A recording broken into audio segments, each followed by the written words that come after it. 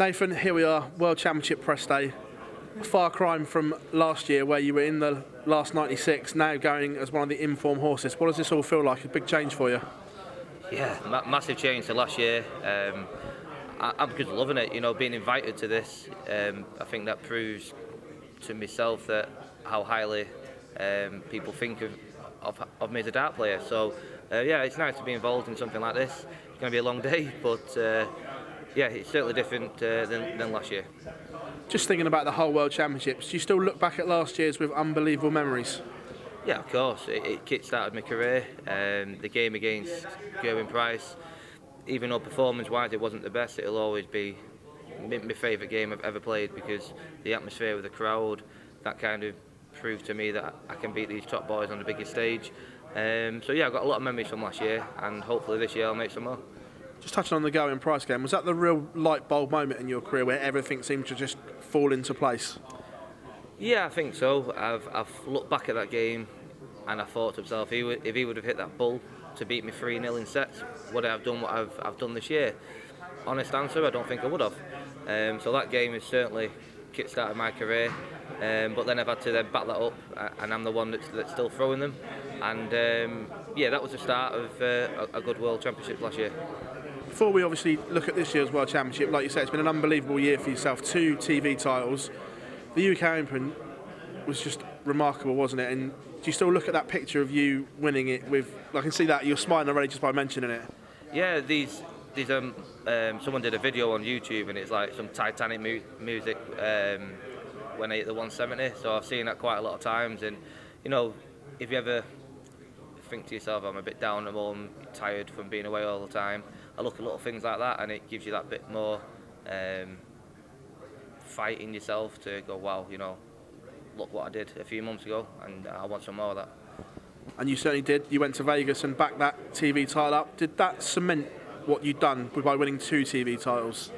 Yeah, when I got the call to play in Vegas, I was absolutely buzzing. I've always wanted to go there, never been able to afford to go, and when I got the invite, I said it after I won. I believe it was the toughest field out of all the World Series events. So to come out on top was brilliant, and I played phenomenal out there. I beat like world number 1, no, world number 2, 4 and 6 or something en route of winning it. So yeah, after that I thought, wow, you know, I am one of these top players, and yeah, it was just another tick in the box and more confidence taken into the rest of the tournaments. Moving forward, the prep for the World's not been the best, but we spoke to her and you said that you just haven't physically been able to go on the practice board because of all the tournaments and commitments. Are you looking forward to a solid routine between now and your first game at the Palace? Yeah, I remember speaking to Rob Cross after he won the Worlds, and he said the toughest thing for him was obviously you're doing press days, you're doing more exhibitions, etc., and you lose your normal routine practicing. That's kind of been a lot for me this year. I've been in every single European event, more exhibitions, obviously every single TV event, so I've lost my normal practice routine, but I've got 2-3 weeks possibly before the Worlds where I'm going to get on that board every day, smash it, and hopefully it'll put me in good stead towards the Worlds. Now you are in everything, are you going to take a leaf out of Rob and Michaels who stay over there, maybe manage your schedule a little bit more and skip some of the lesser events to concentrate next year on the bigger ones so you're not fatigued in that this time of year? Yeah, 100%. I'm 28, I'm still relatively young. I didn't think the schedule would bother me. It has bothered me. I miss my family. Got obviously 2 young daughters, and I pulled out my first 2 events this year, which, you know, I didn't like doing it, but I was absolutely goosed after the Grand Prix. I've been away for a week, missed my daughter's birthday, so I decided to pull out and have a weekend with them instead. But I don't think you can do everything. I think there's that much on throughout the year, a lot of travelling, so I certainly will be looking at the schedule for next year. Depends, you know, if I get that other small tournament, you know, that'll also play a part. Don't worry, that's next on my list. Yeah, but you know, it's going to be busy next year, and yeah, I'll certainly won't be doing everything. Speaking of that small other tournament, the way you've played this year, what you've won, would it be a huge disappointment if you weren't on Barry's list come January the 2nd? I'd be lying if I said no. Of course, I would love to play in it. results over the last 2 months haven't gone too well, but I've been still playing well. Do I deserve a spot? I don't know. There's a lot of other people that have been playing really well, and Chizzy's been playing awesome. Obviously Glenn's had 3 semi-finals, so I don't know if it's a dead cert that people keep saying. I'd love to be in it. If not, I'll just do better next year and hopefully put them in a position that they can't not pick me. So we'll see what happens. I'd love to be involved, and if we can have a good World Championships, that should cement it. I agree, the players you mentioned there have had great years, but the fact that you've got 2 winners on your CV should leapfrog you straight in there over people that haven't. Yeah, hopefully that's what happens. Like I say, if I get it, absolutely brilliant. I want it more than anything. If I don't, then do better next year. That's the kind of guy that I am. If I don't get it, I'm not going to be dead upset, and it is what it is. But that's next year. I've still got the small amount of the World Championships first, which I'm preparing for, and if I was to get the Premier League after that, that's a bonus. We'll move on to this year's World Championships. Now, you've answered that very well about the Premier League, very diplomatic. What can you take into this year's that you learned from last year's, and the things? Is anything you do different in your preparation or anything? No, I think my prep last year was perfect. I practiced hard before the tournament, which is what I'm going to do this year, and I took my family with me. So you away a lot on your own. This is one of the tournaments that my daughter can come to, because some of them kids aren't allowed.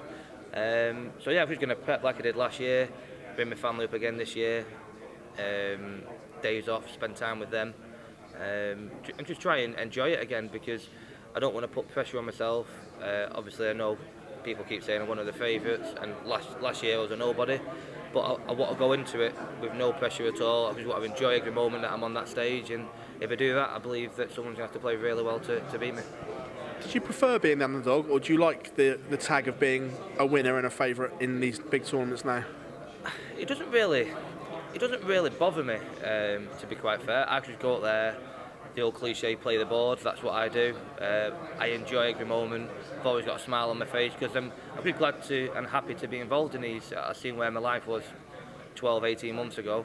Look at where my life is now, and every time I walk onto a stage, I'm just happy to be there, and earning money for the family, and winning titles. That's what I want. And so yeah, no, underdog or favourite doesn't bother me. I'm just glad to be involved in tournaments and playing well. Just going to talk on darts as a whole, like you've just said, it's changed your life, hasn't it? And now it's a proper sport. People respect it as a sport, and it can change people's lives, and you're the prime of that. So looking at it, what would you say to any youngster wanting to do and come through the system? Just got to believe in yourself. I've always believed in my own ability. I knew I was a good player. I had problems financially. That's hard. If you're playing for darts and you need money, it's very, very tough. I think you see it a lot with lads that are lower ranked, that, like me last year, if you're needing to win this amount of money to come to the next tournament, that's what I was doing. Week in, week out, I had to win money, otherwise I'd have to pull out the week after. So once that pressure took off, you can just go out there and enjoy the game for what it is. So yeah, certainly pressure plays a big part, but just, as I say, dedication, practice, work hard, believe in yourself, and I think if you do them things, you can achieve anything in the game. Pleasure. Let the other guys have a no problem. Cheers. Nathan, I've got to ask a question about how different is it going to be for you walking into the Palace this year, is in the fact that you had that first round game to get yourself practiced onto before you can make that second round game price. Now you're going in there straight away with that second round game. You know how it can be with a seed, that potentially having someone else having that practice there, and then also potentially having 10, 11 days off in between games. It must be difficult. Yeah, again, that's going to be new for me this year, something that I can't actually answer the question because I've never been in that situation. So I'll see what happens. I'll go into it like any other tournament, prepare well for it, try my best in every single game I play, which is what I do, and kind of learn as I go, I suppose.